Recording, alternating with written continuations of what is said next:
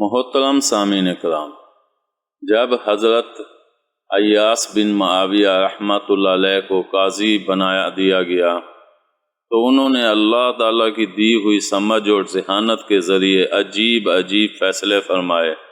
وہ اتنے معاملہ فہم تھے اور ذہین تھے کہ ان کو اچھے سے اچھے ذہین لوگ بھی دھوکہ نہیں دے سکتے تھے۔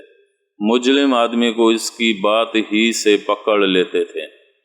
ایک مرتبہ دو شخص ایک مقدمہ لے کر ان کے پاس عدالت میں آئے۔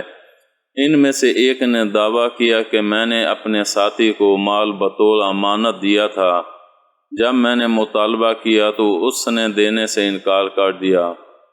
حضرت ایاس بن معاویہ رحمۃ اللہ علیہ نے اس کے ساتھی سے امانت کے متعلق پوچھا تو اس نے کہا، میں نے مال لیا ہی نہیں، یہ جھوٹ بول رہا ہے اور مجھے بدنام کر رہا ہے۔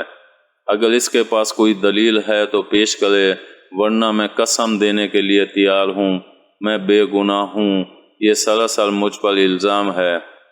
حضرت ایاس بن معاویہ رحمۃ اللہ علیہ نے خدا داد بصیرت سے بھانپ لیا کہ یہ جھوٹی قسم کے ذریعے اپنے ساتھی کے مال کو ہڑپ کرنا چاہتا ہے، تو اس نے مدعی سے پوچھا کہ تو نے اسے کس جگہ اپنا مال بطور امانت دیا تھا؟ اس نے کہا، یہاں سے کچھ فاصلے پر ایک محلہ ہے، وہاں میں نے دیا تھا۔ قاضی ایاس رحمۃ اللہ علیہ نے پوچھا، وہاں کوئی ایسی نشانی ہے جہاں تم نے اس کو یہ امانت دی تھی؟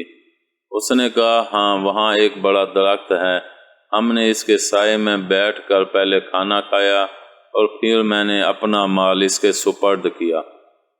قاضی ایاس رحمۃ اللہ علیہ نے کہا، تم ابھی وہاں جاؤ، شاید تم کو وہاں یاد آ جائے کہ تم نے اپنا مال کہاں رکھا تھا، کس کو دیا تھا، اور اس جگہ کا جائزہ لے کر سیدھے میرے پاس آ جانا اور مجھے آ کر خبر دینا کہ تم کو کیا یاد آیا۔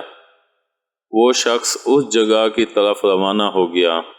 قاضی ایاس رحمۃ اللہ علیہ نے مدعی علیہ سے کہا، اپنے ساتھی کے واپس آنے تک میرے پاس بیٹھے رہو۔ وہ وہاں خاموش ہو کر بیٹھ گیا۔